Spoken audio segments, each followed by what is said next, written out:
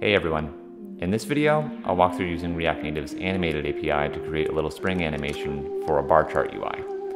I don't have a particular use case in mind, but this is definitely something that could come in handy if you find yourself needing to do a little data visualization at some point. Okay, let's get into it. So here I've got an empty component, and the first thing I'm going to do is just scaffold out the view hierarchy. We're going to have a container view and then a child view here for our progress bar. And now we can come down to the bottom here and create some styles to apply to each of these views. We'll have a bar container style and also a progress bar style. And let's go ahead and apply them up here.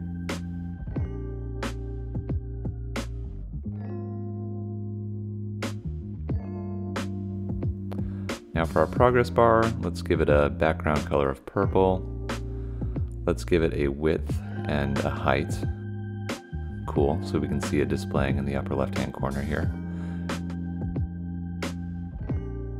And let's align everything in the center of the screen vertically.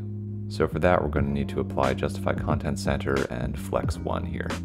Now, I actually want to drive the width of the progress bar based on the width of the entire screen. So let's grab width from dimensions up at the top here.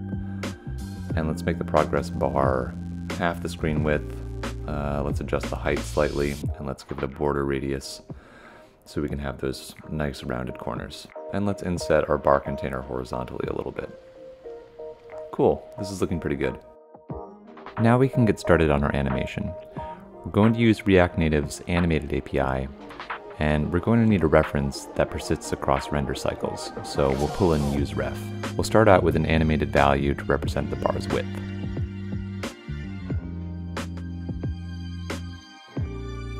Down below here, we can specify our desired final width for our progress bar, and for now, we'll just say it'll be the width of the screen over 2. And in useEffect, we'll create a spring animation that animates the transition from the initial width to the final width. We'll specify a bounciness of 10, a speed of 2, and we'll set useNativeDriver to false. Setting useNativeDriver to true would allow the animation to be performed on the native layer's UI thread rather than the JS thread.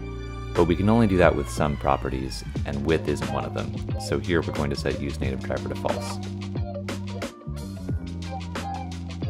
And once we've called start on our animation, we can move on to the view hierarchy, turn this into an animated view, and pass in our bar width.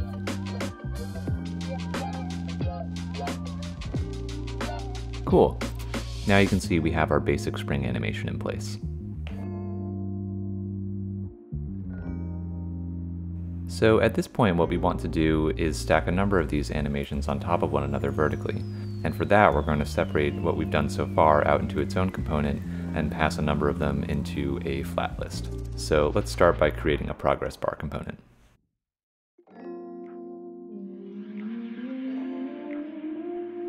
And now let's take what we've done so far and move it into our new component, and let's render a single progress bar up here.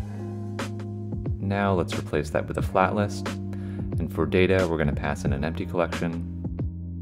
For key extractor, we're just going to return the current index as a string, and for render item we're going to return a single progress bar.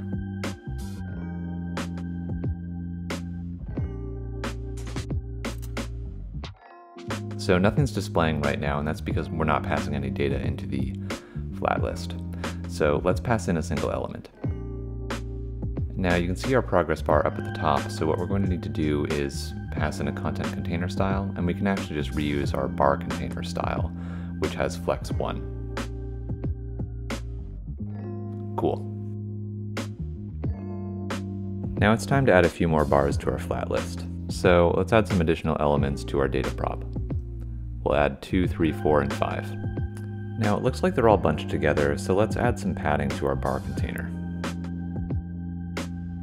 That looks a little better, but what I think we need is to apply some styles individually to each bar and then to the content container itself. So let's add a new content container style. We'll need our flex style, our justify content center, and our padding. And for our bar container, let's give it some padding as well. Now all we have to do is apply our content container style to the view. Let's add a little more spacing to our bar container. Cool. That's looking pretty good to me. Now, we'd like to be able to tell each progress bar exactly how wide to be, so let's add a new width percentage prop that we can pass into our progress bar component. And let's use that to determine our final width.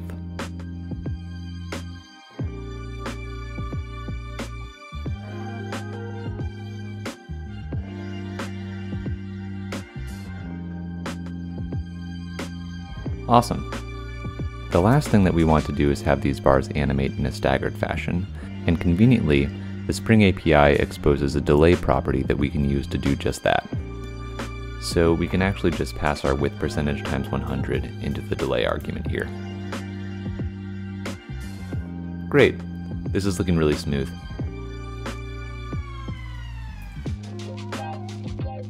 So I hope you enjoyed this video. Let me know what you think in the comments, and I'll see you in another video soon.